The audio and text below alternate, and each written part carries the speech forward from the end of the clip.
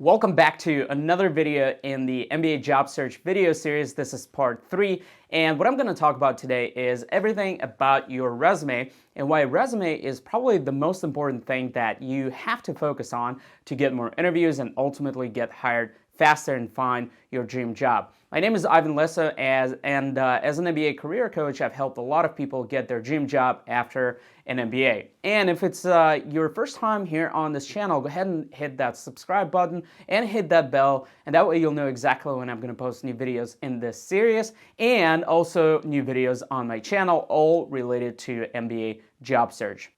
All right, let's dive into today's content. So, the resume is the most important thing that you have to spend tons of time on, and that is because it's a tool that will make a first impression on the recruiters, the sourcers, hiring managers, and anybody else that looks at it without you talking to them, right? So it's a way to sell yourself without you being present.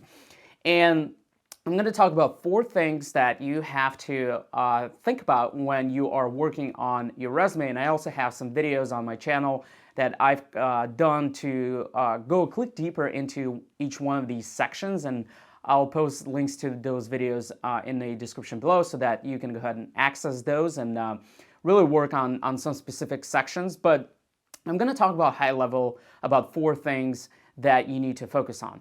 And the first one is really all about the resume format.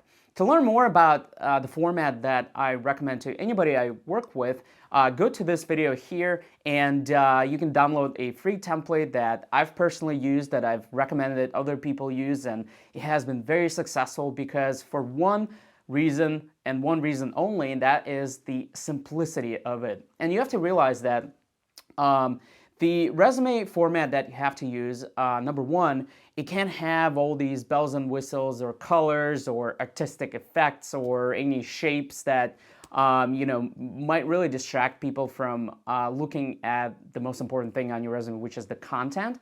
So that's why I really recommend going with a simple format, and the structure of it really hits on the major points that you have to have in your resume. So you can go ahead and go to that video by clicking that link and downloading this format. But the format is really important. One thing I would point out to on the whole format of the resume is that if you have less than 10 to 12 years of experience, I would highly recommend only making your resume 1 page and not longer than that. So you want to put as much stuff as possible on 1 page. Now, if you have 15 years of experience, 20 years of experience, then you could probably get away with maybe 2 pages.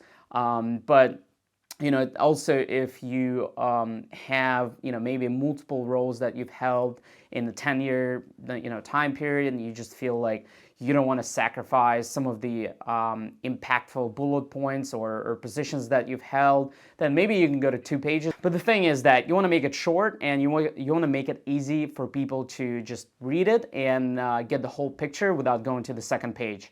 And then the other reason that I recommend having 1 page is because when somebody prints it out, typically majority of resumes are 1-pagers, and there's a chance that your second page or third page might be lost. Or if it's if it's printed as a double-sided printout, then somebody might not look at what's on the other side of the page. So definitely recommend going with 1 page, and you can use again that format that I've provided to you.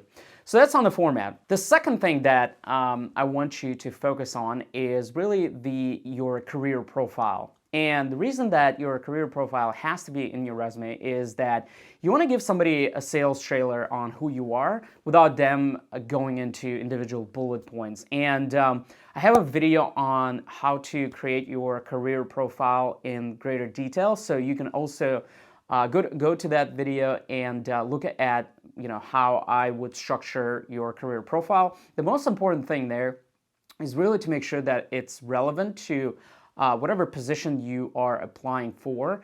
And an extra bonus is for you to connect your career profile to the exact company and the position that you're applying for. It's always a nice bonus because if you think about it, the recruiters, when they look through resumes and they see the first look at where you are, your name, then they look at your career profile, and if they don't see the profile of the person they're looking for, they're not going to go to your bullet points.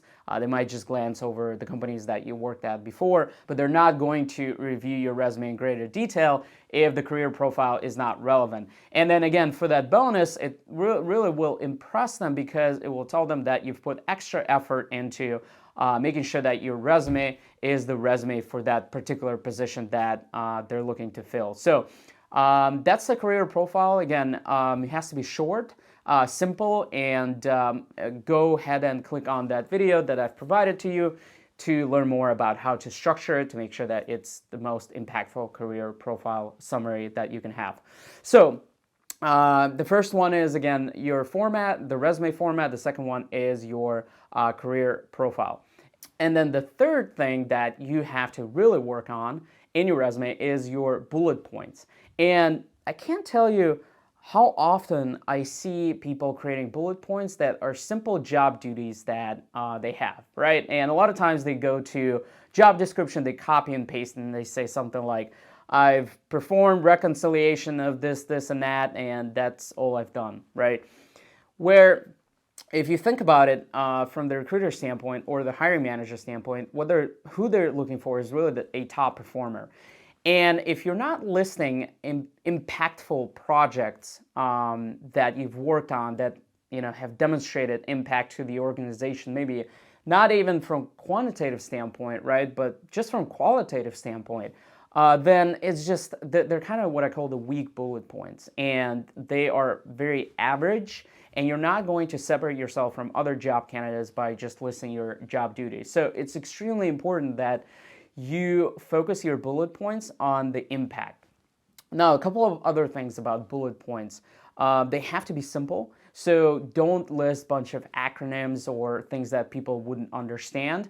You want to make sure that the bullet points flow very naturally and they're simple and easy to read. They don't have complex sentences that go maybe in the paragraph, right? So the simpler the better. And then lastly, you also want to make sure that those bullet points are relevant, maybe not to the exact position that you're applying for, but at least the industry or the team or just the type of work that you would be doing in a position that you're trying to get for in another company. So again, simple, impact-oriented, and then lastly, relevant, right? So that's everything that you need to know about bullet points. I don't have a video on that exact topic that will get into greater detail on how to structure bullet points, although I probably will create one soon. So that's another reason that you should subscribe to this channel. I'm trying to put as much content that's valuable to you, and and also if this resonates, if this is helpful so far, hit the like button and let me know what you think about this in the comments below. I'd really appreciate it. Now, the fourth thing that is very important is to have a section at the bottom of your resume that will talk about things that make you unique. And let me tell you why it's important. First of all, a lot of people miss that section, and when you go through interviews, and an interviewer might have 5-7 interviews in a day, the way to really separate yourself from the rest is to make something unique about you and to show something unique about you. And it's also a very good way to initiate a conversation with the interviewer about something that's not work related. Maybe, to give you an example, what I've used to put in my additional section in my resume is the fact that I used to be a springboard diver my whole life. I used to dive in college. And it's just one of those things that people look at and they're like, wow, hey, tell me more about this, right? And now they know something about me that is interesting outside of work. So, and they'll remember it too. So definitely have that section in the template that I'm giving you. There's a section there. So definitely don't delete it. Make sure it's there, and don't be afraid to show who you are and what makes you unique outside of work. Awesome. So those are really the 4 important things that I wanted to tell you and talk about in this video. Just to recap, it's number one, the right format. Number two, it's the career profile summary. Number three, it's the bullet points, simple, relevant, and impact oriented. And then number four, it's all about having something unique on your resume in the what I call the additional section. So I really appreciate your time. Thanks a lot for stopping by and watching this video. If you're looking for more help, you can also apply to work with me one-on-one. I'm gonna give you a link in the description below where you can apply, and then I'll get in touch with you to see if we're a good fit, and then we'll go from there. But I appreciate your time. If you like this video, hit the like button. Don't forget to subscribe, and I'll see you in the next video.